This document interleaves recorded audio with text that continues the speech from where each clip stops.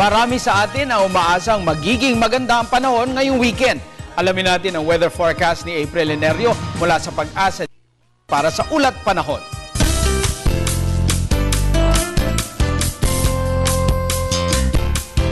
Salamat, Atty. Mark. Marami tayong magandang balita ngayong Biyernes. Simulan na natin yan sa good news number 1, humina na ang northeast monsoon na nakakapekto sa silang bahagi ng Luzon. Kaya sa lagay ng panahon ngayon hanggang bukas, ang Cagayan Valley at mga probinsya ng Aurora at Quezon ay makakaranas ng mahihinang pag-ulan. Habang ang Bicol Region at Eastern Visayas ay makakaranas naman ng mahihina hanggang katamtamang pag-ulan o pagkidlat, pagkulog. Yung mga pag-ulan na yan ay dulot ng wind convergence o pagsusulubong ng easterlies at northeasterlies. Pero ang good news dyan, no, ayon kay Pag-asa weather forecaster June Galang, posibleng mawala na ito this weekend dahil nga sa paghina ng amihan at magkakaroon ng improvement sa panahon sa may Eastern Visayas at Mindanao. Dito naman sa Metro Manila at natitirang bahagi naman sa ay makaranas ng magandang panahon, asahan ang partly cloudy skies with isolated rain showers or thunderstorms. Ayon pa kay Pag-asa weather forecaster Chris Perez, good news number 3, wala tayo na monitor na sama ng panahon sa ating parts sa susunod na 3 araw. Good news number 4 naman, inilabas na ang final gale warning ngayong hapon.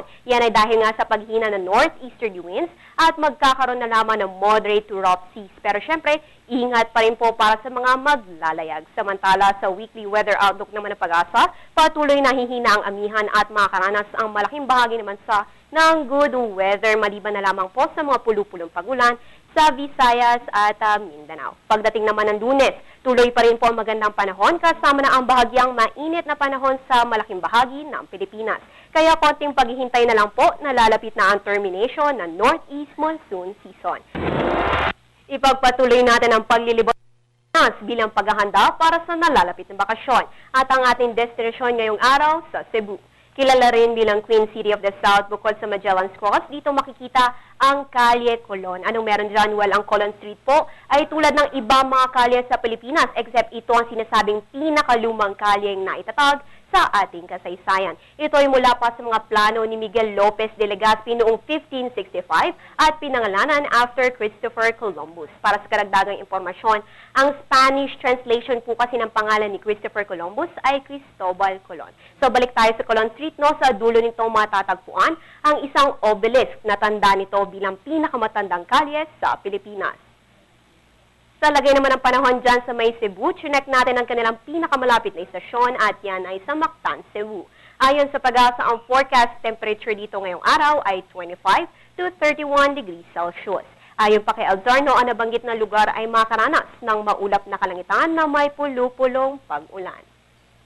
Pagdating po ng bakasyon, tiyak na magiging history-filled ang inyong trip dahil marami pa kayong pwedeng puntahan tulad ng Yap San Diego Ancestral House, Santo Niño at marami pang iba. Kaya punta na sa Cebu dahil it's more fun in the Philippines, lalo na pag maganda ang panahon. Kaya patuloy ang aming pagmomonitor dito mismo sa Pag-asa, hatid sa inang Panahon TV Express.